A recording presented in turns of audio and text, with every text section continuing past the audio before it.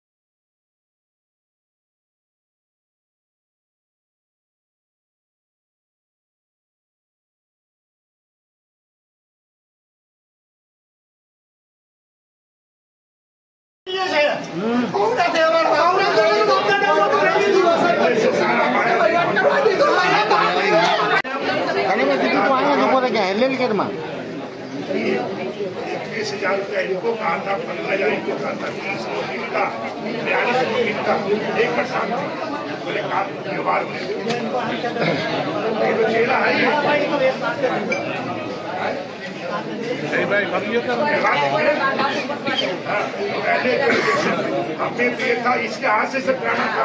ये हमारी जेल है, हमारी वंश का है, ये सब मेरे दिख रहा है। इनके साथ ही मरना चाहिए, ये मेरे साथ ही रहेंगे। ये क्यों? ये हमारे से हमारे नहीं।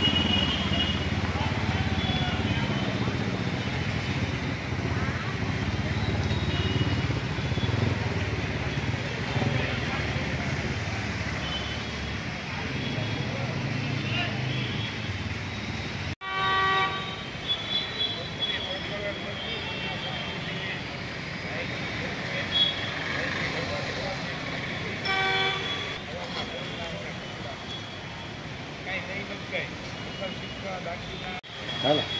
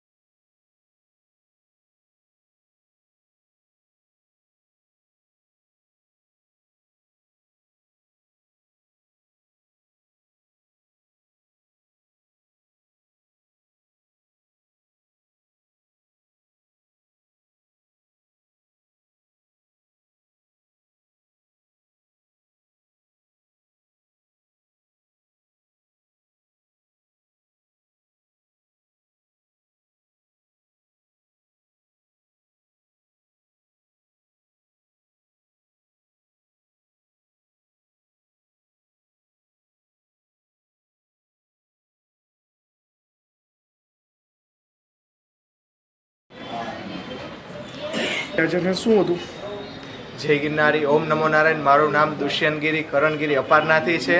જે હમણાં તાજેતરની જ ઘટના છે, જે તનસુખગીરી બાપુ છે તે બ્રહ્મલીન થઈ ગયા, તે મારા મોટા બાપુજી થતા હતા એવી રીતે.